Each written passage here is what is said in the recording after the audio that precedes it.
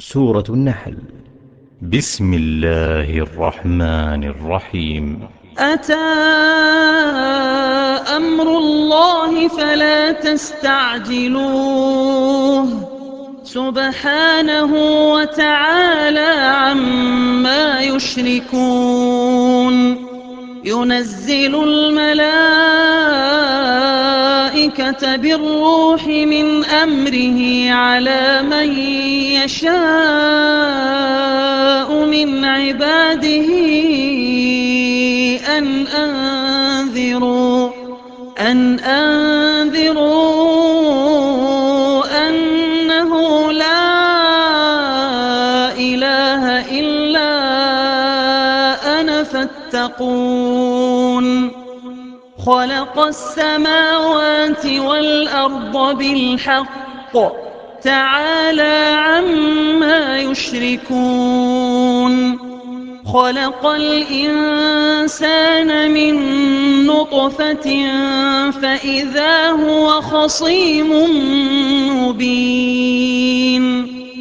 والأنعام خلقها لكم فيها دفء ومنافع ومنها تأكلون. ولكم فيها جمال حين تريحون وحين تسرحون. وتحمل أثقالكم إلى بلد لم تكونوا بالغيه إلا بشق الأنفس إن ربكم لرؤوف رحيم. والخيل والبغال والحمير لتركبوها وزينة ويخلق ما لا تعلمون. وعلى الله قصد السبيل ومنها جائر ولو شاء لهداكم أجمعين. هو الذي أنزل من السماء ماء لكم منه شراب ومنه شجر فيه تسيمون. ينبت لكم به الزرع والزيتون والنخيل والأعناب ومن كل الثمرات إن في ذلك لآية لقوم يتفكرون. وسخر لكم الليل والنهار والشمس والقمر والنجوم مسخرات بأمره إن في ذلك لآيات لقوم يعقلون. وما ذرأ لكم في الأرض مختلفا ألوانه إن في ذلك لآية لقوم يذكرون. وهو الذي سخر البحر لتأكلوا منه لحما طريا وتستخرجوا منه حلية تلبسونها وترى الفلك مواخر فيه ولتبتغوا من فضله ولعلكم تشكرون. وألقى في الأرض رواسي أن تميد بكم وأنهارا وسبلا لعلكم تهتدون. وعلامات وبالنجم هم يهتدون. أفمن يخلق كمن لا يخلق أفلا تذكرون. وإن تعدوا نعمة الله لا تحصوها إن الله لغفور رحيم. والله يعلم ما تسرون وما تعلنون والذين يدعون من دون الله لا يخلقون شيئا وهم يخلقون أموات غير أحياء وما يشعرون أيان يبعثون إلهكم إله واحد فالذين لا يؤمنون بالآخرة قلوبهم منكرة وهم مستكبرون لا جرم أن الله يعلم ما يسرون وما يعلنون إنه لا يحب المستكبرين وإذا قيل لهم ماذا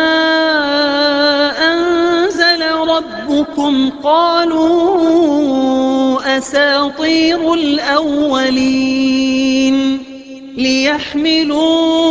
أوزارهم كاملة يوم القيامة ومن أوزار الذين يضلونهم بغير علم ألا ساء ما يزرون قد مكر الذين من قبلهم فأتى الله بنيانهم من القواعد فخر عليهم السقف من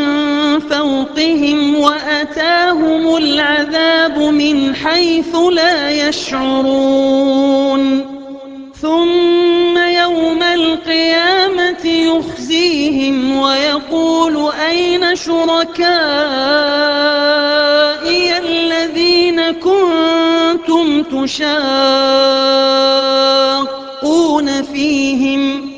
قال الذين أوتوا العلم إن الخزي اليوم والسوء على الكافرين الذين تتوفاهم الملائكة ظالمي أنفسهم فألقوا السلم ما كنا نعمل من سوء بلى إن الله عليم بما كنتم تعملون فادخلوا أبواب جهنم خالدين فيها فلبئس مثوى المتكبرين وقيل للذين اتقوا ماذا أنزل ربكم قالوا خيرا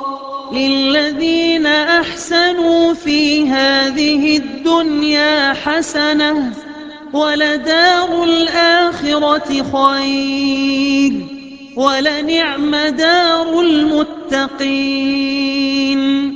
جنات عدن يدخلونها تجري من تحتها الأنهار لهم فيها ما يشاءون كذلك يجزي الله المتقين الذين تتوفاهم الملائكة طيبين يقولون سلام عليكم ادخلوا الجنة بما كنتم تعملون هل ينظرون إلا أن تأتيهم الملائكة أو يأتي أمر ربك كذلك فعل الذين من قبلهم وما ظلمهم الله ولكن كانوا أنفسهم يظلمون فأصابهم سيئات ما عملوا وحاق بهم ما كانوا به يستهزئون وقال الذين أشركوا لو شاء الله ما عبدنا من دونه من شيء نحن ولا آباؤنا ولا حرمنا من دونه من شيء كذلك فعل الذين من قبلهم فهل على الرسل إلا البلاغ المبين ولقد بعثنا في كل أمة رسولا أن اعبدوا الله واجتنبوا الطاغوت فمنهم من هدى الله ومنهم من حقت عليه الضلالة فسيروا في الأرض فانظروا كيف كان عاقبة المكذبين إن تحرص على هداهم فإن الله لا يهدي من يضل وما لهم من ناصرين وأقسموا بالله جهد أيمانهم لا يبعث الله من يموت بلى وعدا عليه حقا ولكن أكثر الناس لا يعلمون ليبين لهم الذي يختلفون فيه وليعلم الذين كفروا أنهم كانوا كاذبين إنما قولنا لشيء إذا أردناه أن نقول له كن فيكون والذين هاجروا في الله من بعد ما ظلموا لنبوئنهم في الدنيا حسنة ولأجر الآخرة أكبر لو كانوا يعلمون الذين صبروا وعلى ربهم يتوكلون وما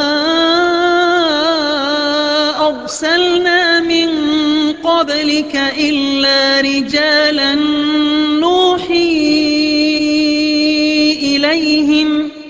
فاسألوا أهل الذكر إن كنتم لا تعلمون بالبينات والزبر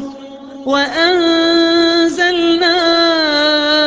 إليك الذكر لتبين للناس ما نزل إليهم ولعلهم يتفكرون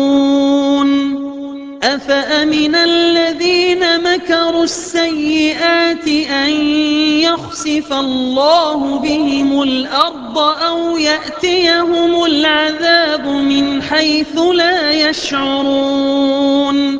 أو يأخذهم في تقلبهم فما هم بمعجزين أو يأخذهم على تخوف فإن ربكم لرؤوف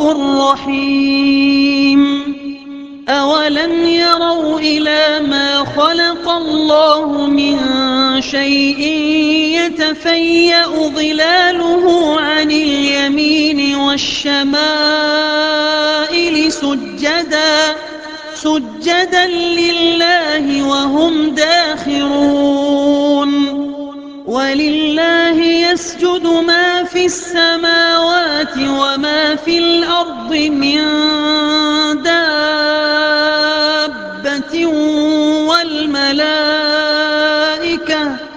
والملائكة وهم لا يستكبرون يخافون ربهم من فوقهم ويفعلون ما يؤمرون. وقال الله لا تتخذوا إلهين اثنين إنما هو إله واحد فإياي فارهبون. وله ما في السماوات والأرض وله الدين واصبا أفغير الله تتقون. وما بكم من نعمة فمن الله ثم إذا مسكم الضر فإليه تجأرون. ثم إذا كشف الضر عنكم إذا فريق منكم بربهم يشركون ليكفروا بما آتيناهم فتمتعوا فسوف تعلمون. ويجعلون لما لا يعلمون نصيبا مما رزقناهم تالله لتسألن عما كنتم تفترون. ويجعلون لله البنات سبحانه ولهم ما يشتهون. وإذا بشر أحدهم بالأنثى ظل وجهه مسودا وهو كظيم يتوارى من القوم من سوء ما بشر به أيمسكه على هون أم يدسه في التراب ألا ساء ما يحكمون. للذين لا يؤمنون بالآخرة مثل السوء ولله المثل الأعلى وهو العزيز الحكيم. ولو يؤاخذ الله الناس بظلمهم ما ترك عليها من دابة ولكن يؤخرهم إلى أجل مسمى فإذا جاء أجلهم لا يستأخرون ساعة ولا يستقدمون. ويجعلون لله ما يكرهون وتصف ألسنتهم الكذب أن لهم الحسنى لا جرم أن لهم النار وأنهم مفرطون.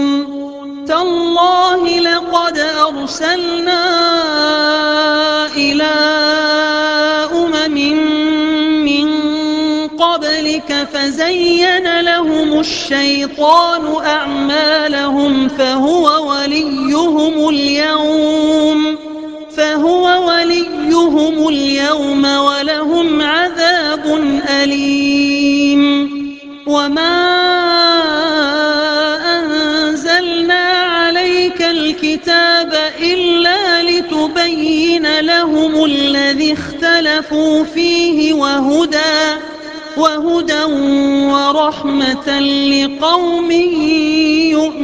يؤمنون. والله أنزل من السماء ماء فأحيا به الأرض بعد موتها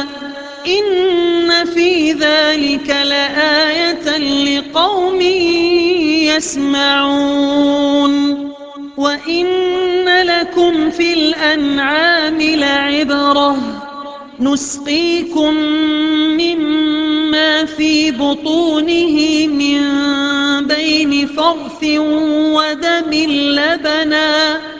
لبنا خالصا سائغا للشاربين ومن ثمرات النخيل والأعناب تتخذون منه سكرا ورزقا حسنا إن في ذلك لآية لقوم يعقلون وأوحى ربك إلى النحل أن اتخذي من الجبال بيوتا ومن الشجر ومما يعرشون ثم كلي من كل الثمرات فاسلكي سبل ربك ذللا يخرج من بطونها شراب مختلف ألوانه فيه شفاء للناس إن في ذلك لآية لقوم يتفكرون والله خلقكم ثم يتوفاكم ومنكم من يرد إلى أرذل العمر لكي لا يعلم بعد علم شيئا إن الله عليم قدير والله فضل بعضكم على بعض في الرزق فما الذين فضلوا براد رزقهم على ما ملكت أيمانهم فهم فيه سواء أفبنعمة الله يجحدون والله جعل لكم من أنفسكم أزواجا وجعل لكم من أزواجكم بنين وحفدة ورزقكم من الطيبات أفبالباطل يؤمنون وبنعمة الله هم يكفرون ويعبدون من دون الله ما لا يملك لهم رزقا من السماوات والأرض شيئا ولا يستطيعون فلا تضربوا لله الأمثال إن الله يعلم وأنتم لا تعلمون ضرب الله مثلا عبدا مملوكا لا يقدر على شيء ومن رزقناه منا رزقا حسنا فهو ينفق منه سرا وجهرا هل يستوون الحمد لله بل أكثرهم لا يعلمون وضرب الله مثلا رجلين أحدهما أبكم لا يقدر على شيء وهو كل على مولاه أينما يوجهه لا يأتي بخير هل يستوي هو ومن يأمر بالعدل وهو على صراط مستقيم ولله غيب السماوات والأرض وما أمر الساعة إلا كلمح البصر أو هو أقرب إن الله على كل شيء قدير والله أخرجكم من بطون أمهاتكم لا تعلمون شيئا لا تعلمون شيئا وجعل لكم السمع والأبصار والأفئدة لعلكم تشكرون ألم يروا إلى الطير مسخرات في جو السماء ما يمسكهن إلا الله إن في ذلك لآيات لقوم يؤمنون والله جعل لكم من بيوتكم سكنا وجعل لكم من جلود الأنعام بيوتا تستخفونها يوم ظعنكم ويوم إقامتكم ومن أصوافها وأوبارها وأشعارها أثاثا ومتاعا إلى حين والله جعل لكم مما خلق ظلالا وجعل لكم من الجبال أكنانا وجعل لكم سرابيل تقيكم الحر وسرابيل تقيكم بأسكم كذلك يتم نعمته عليكم لعلكم تسلمون فإن تولوا فإنما عليك البلاغ المبين يعرفون نعمة الله ثم ينكرونها وأكثرهم الكافرون ويوم نبعث من كل أمة شهيدا ثم لا يؤذن للذين كفروا ولا هم يستعتبون وإذا رأى الذين ظلموا العذاب فلا يخفف عنهم ولا هم ينظرون وإذا رأى الذين أشركوا شركاءهم قالوا ربنا هؤلاء شركاؤنا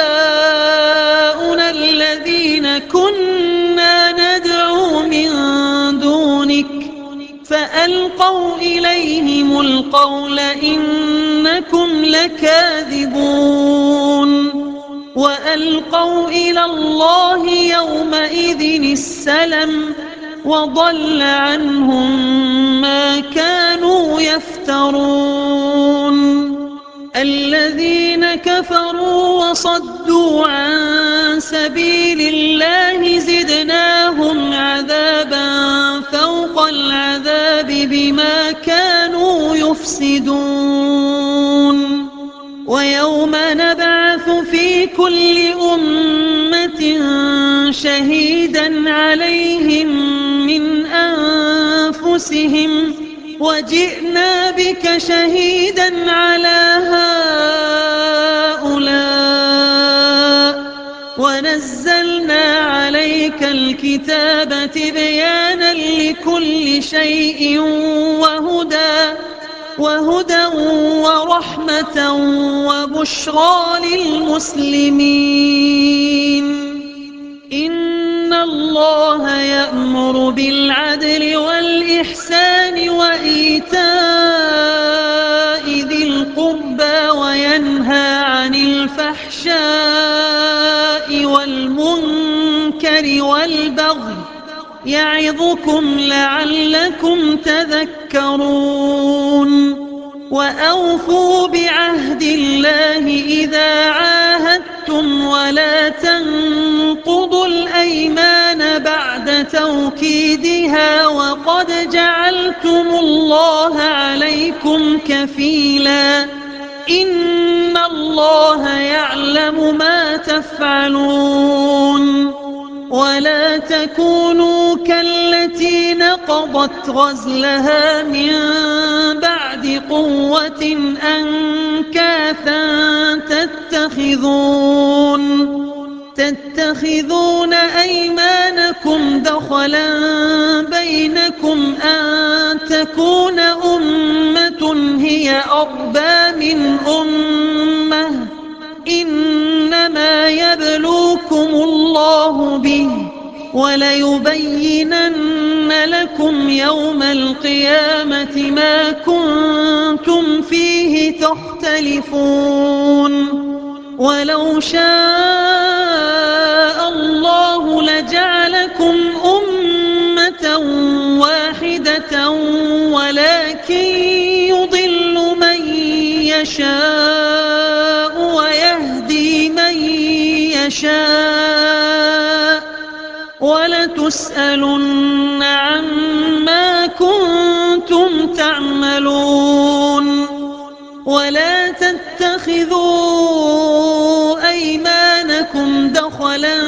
بينكم فتزل قدم بعد ثبوتها وتذوقوا السوء بما صددتم عن سبيل الله ولكم عذاب عظيم ولا تشتروا بعهد الله ثمنا قليلا إنما عند الله هو خير لكم إن كنتم تعلمون ما عندكم ينفد وما عند الله باق ولنجزين الذين صبروا أجرهم بأحسن ما كانوا يعملون من عمل صالحا من ذكر أو أنثى وهو مؤمن فلنحيينه حياة طيبة ولنجزينهم أجرهم بأحسن ما كانوا يعملون فإذا قرأت القرآن فاستعذ بالله من الشيطان الرجيم إنه ليس له سلطان على الذين آمنوا وعلى ربهم يتوكلون إنما سلطانه على الذين يتولونه والذين هم به مشركون وإذا بدلنا آية مكان آية والله أعلم بما ينزل قالوا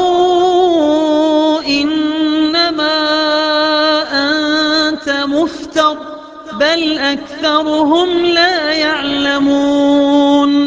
قل نزله روح القدس من ربك بالحق ليثبت الذين آمنوا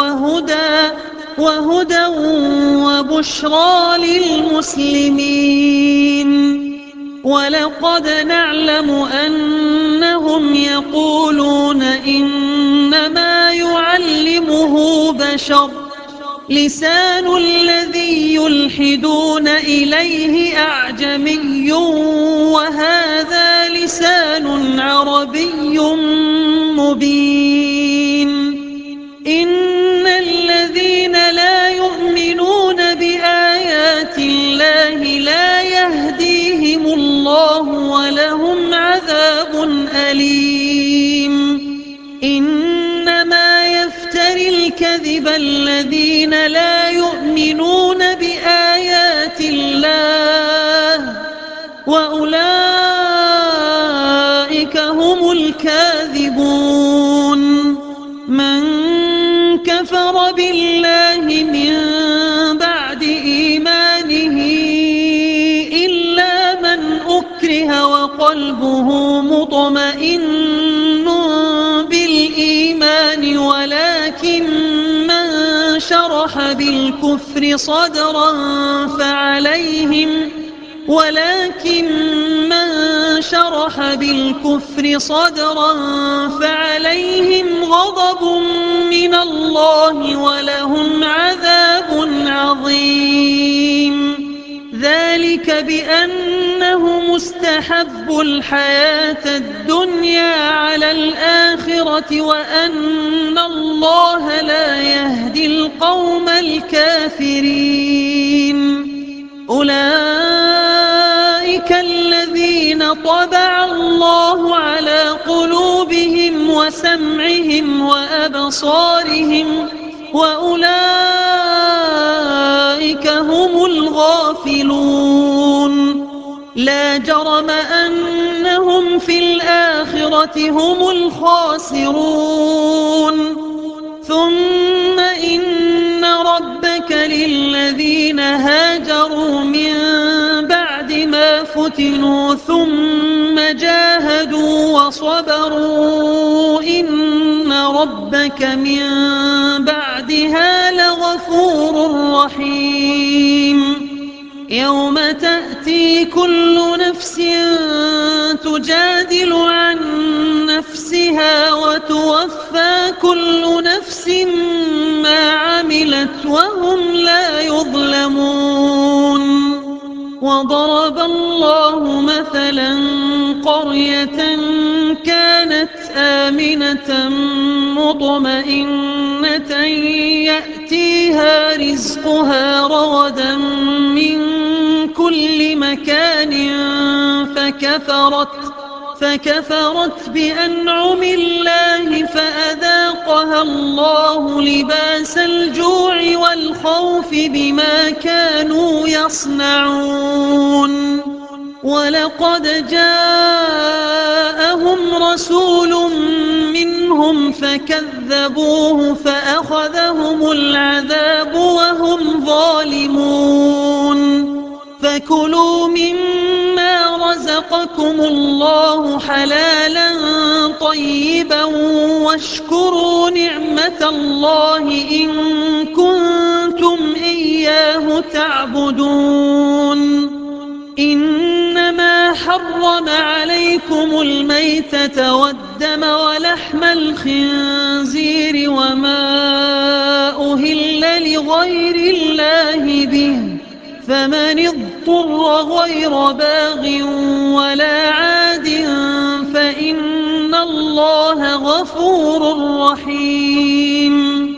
ولا تقولوا لما تصف ألسنتكم الكذب هذا حلال وهذا حرام لتفتروا على الله الكذب إن الذين يفترون على الله الكذب لا يفلحون. متاع قليل ولهم عذاب أليم. وعلى الذين هادوا حرمنا ما قصصنا عليك من قبل وما ظلمناهم ولكن كانوا أنفسهم يظلمون. ثم إن ربك للذين عملوا السوء بجهالة ثم تابوا من بعد ذلك وأصلحوا إن ربك من بعدها لغفور رحيم. إن إبراهيم كان أمة قانتا لله حنيفا ولم يك من المشركين شاكرا لأنعمه اجتباه وهداه إلى صراط مستقيم. وآتيناه في الدنيا حسنة وإنه في الآخرة لمن الصالحين. ثم أوحينا إليك أن اتبع ملة إبراهيم حنيفا وما كان من المشركين. إنما جعل السبت على الذين اختلفوا فيه وإن ربك ليحكم بينهم يوم القيامة فيما كانوا فيه يختلفون ادع إلى سبيل ربك بالحكمة والموعظة الحسنة وجادلهم بالتي هي أحسن إن ربك هو أعلم بمن ضل عن سبيله وهو أعلم بالمهتدين وإن عاقبتم فعاقبوا بمثل ما عوقبتم به ولئن صبرتم لهو خير للصابرين واصبر وما صبرك إلا بالله ولا تحزن عليهم ولا تك في ضيق مما يمكرون إن الله مع الذين اتقوا والذين هم محسنون